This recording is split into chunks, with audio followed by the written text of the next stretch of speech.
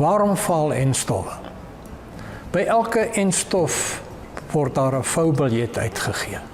As die boere dit maar net wil lees en doen. Saam met my Willem Klein, wat saam met my die land deurkruis om opleiding te gee vir die boere, is vandag hier saam met my. Willem, vertel ons 'n bietjie oor enstowwe en die behandeling, hoe dit toegedien moet word. Ja, so wat om te reg gesê het, lees die voubiljet. Ons kry van tyd tot tyd 'n boer wat sê hy het nie die verwagte reaksie gekry nie. En die grootste oorsaak is die koue ketting. Ons weet tussen 2 en 8 grade. Die maatskappye maak seker dat die produkte by die koöperasies, by die veeartse uitkom tussen 2 en 8 grade. Maar ons vraag is altyd, wat gebeur daarna? Julle weet, daar is monitors op die yskaste.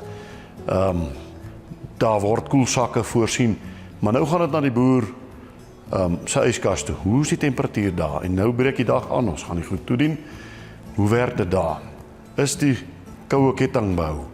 En word die koelerbokse en die gevriesde ysbakke saamgevat? Wat gebeur as jy moeilike diere het? Die diere spring uit. Jy moet miskien dalk die drukgang weer volmaak. Wat gebeur in daai tyd? Een van die groot oorsake. En dan die skraagdosisse wat nie gegee word nie. Baie belangrik. Lees die voubiljet. As die produkte binne 3 of 4 weke geskraag moet dit gedoen word met 'n rede. Daar is daai belkurwe wat vir jou wys, as jy nie die skraagdosis gee nie, kry jy weer 'n naïewe dier binne 'n paar weke. So hou net by die voubiljet. En dan lewende enstowwe wat die boere vir mekaar aangee as hy aangemaak is. Verseker, as jy 'n lewende enstof aangemaak het, 2 ure daarna moet jy hom klaar gebruik. Dit help nie jy gee hom vir jou buurman of jy sit hom terug in die yskas nie. Verseker, een van die groot oorsake moet klaar gebruik word, ja. En dan naalde en spuite, vertel ons bietjie daarvan. Ons het altyd vir mekaar gesê, jou bruselose enstof hou hom apart, merk hom, verf hom rooi. Maak seker hy word apart gehou.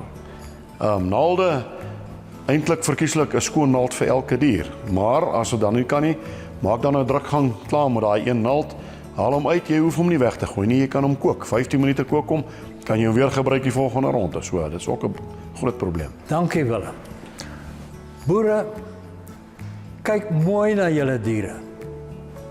Gee die enstof op die regte tyd. Behandel die enstof versigtig. Lekker boer.